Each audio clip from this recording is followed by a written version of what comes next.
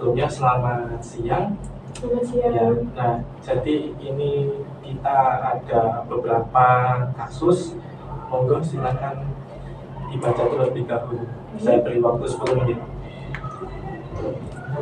Baik, apakah sudah selesai? Sudah. Baik, silakan dipresentasikan. Baik, di sini saya akan mencoba mempresentasikan penguatan dan ekspansi cash management BCA di tengah disrupsi digital. Profil perusahaan yang saya bawa yaitu PT Bank BCA atau Bank Sentral Asia Tbk, yaitu merupakan bank swasta terbesar di Indonesia dengan kekuatan utama pada transaction banking dan cash management berbasis nasabah korporasi dan komersial yang luas, instruktur digital yang stabil dan terpercaya.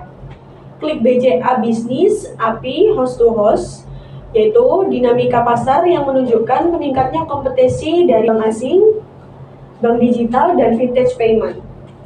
Ekspektasi nasabah korporasi terhadap real-time, liquidity visibility, API flexibility, dan customized solution semakin tinggi. Tekanan untuk menjaga service excellence BCA sekaligus meningkatkan fee-based income situasi bisnis yang saat ini kita jalankan. Sebagai transaction banking partner BCA, saya menangani klien korporasi strategis lintas sektor atau manufacturing, retail chain, e-commerce, atau FMCG. Manajemen menunjuk saya sebagai kandidat cash management director untuk memimpin transformasi sebagai isu kunci pertumbuhan fee-based income cash management, melambat segmen super komersial dan middle corporate. Beberapa nasabah besar mulai menggunakan multi-bank solution untuk polling, payment, dan resolution. Baik, langsung saja terkait ada nggak sekiranya permasalahan atau perkembangan selama menjalankan sistem? Baik. Untuk permasalahannya ada di fee-based income cash management, yaitu lebih dari 4% YoY atau target internal lebih dari 10%.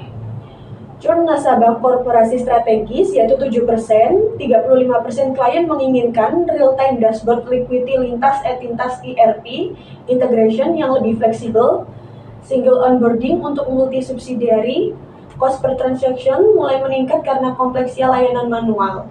Tantangan strategisnya menjaga market leadership BCA di cash management, kemudian mengembangkan solusi scalable namun tetap customize. Kemudian ada menyeimbangkan speed versus risk and compliance, mengubah mindset internal dari product delivery ke solution ownership, dan mengakselerasi pertumbuhan fee-based income tanpa mengorbankan service quality dan tujuan bisnisnya ada 24-36 bulan. Pertumbuhan fee-based income cash management sendiri lebih dari 15-18% YoY, penurunan churn nasabah strategis menjadi kurang dari 3%, peningkatan share of wallet cash management pada top 100 klien, dan time to market solusi baru kurang dari 6 bulan, tapi tetap mempertahankan zero major complaints issue nanti. Baik, mungkin itu saja presentasi hari ini. Terima kasih untuk waktunya Mbak Dina atas presentasinya hari ini. Terima kasih banyak. Siap. Selamat siang. Jadi kita ada beberapa kasus. Silahkan bisa dibaca terlebih dahulu. Saya beri waktu Anda 10 menit untuk bisa membaca. Bisa langsung dipresentasikan? Baik, sebelumnya izin saya akan mempresentasikan terkait permasalahan-permasalahan yang ada di BCA, terutama dalam sektor consumer. Saya selaku kandidat consumer banking director. Nah, jadi saya akan menjelaskan terlebih dahulu ya, bahwasanya BCA ini merupakan market leader di sektor perbankan retail dengan basis nasabah yang kuat, segmen consumer banking, tabungan, KPR, kartu kredit, dan digital banking. Namun dalam 3 tahun terakhir muncul beberapa tantangan utama.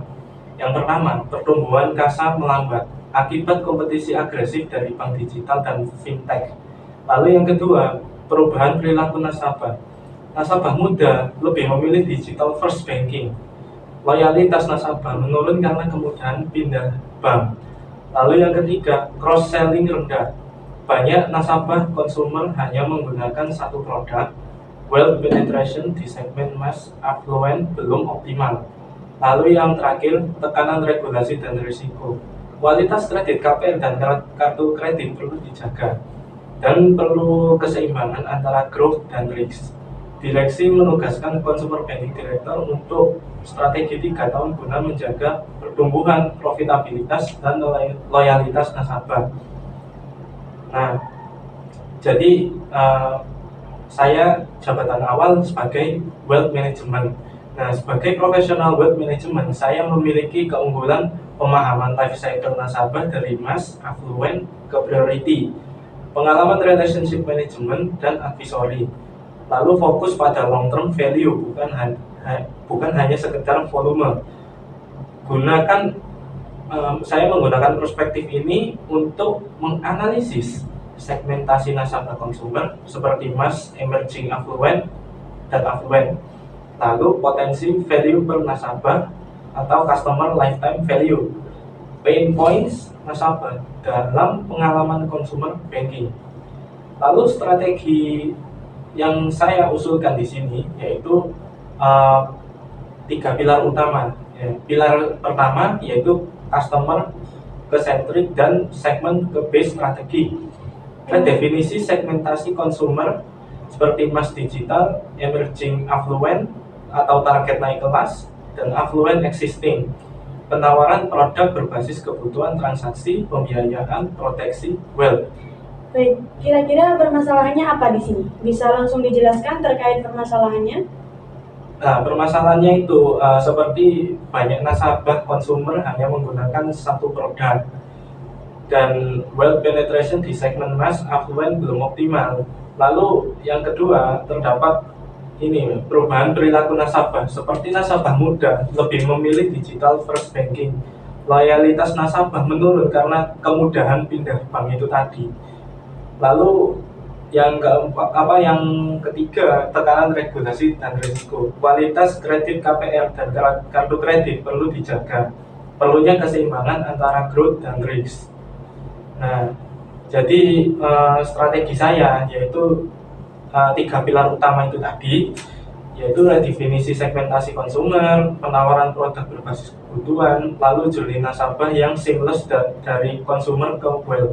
Lalu yang kedua, digital dan data driven growth, pemanfaatan data transaksi untuk personalized offer, early risk detection, lalu optimalisasi MyBCA sebagai platform transaksi dan platform engagement dan advisory ringan.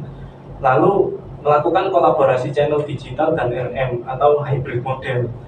Lalu yang terakhir, pilar ketiga, sustainable growth and risk management.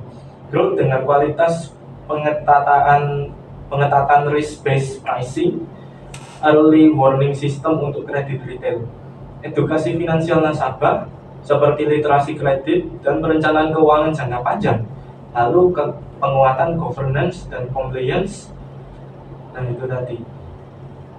Nah, lalu jadi saya akan memberikan gambaran ya terkait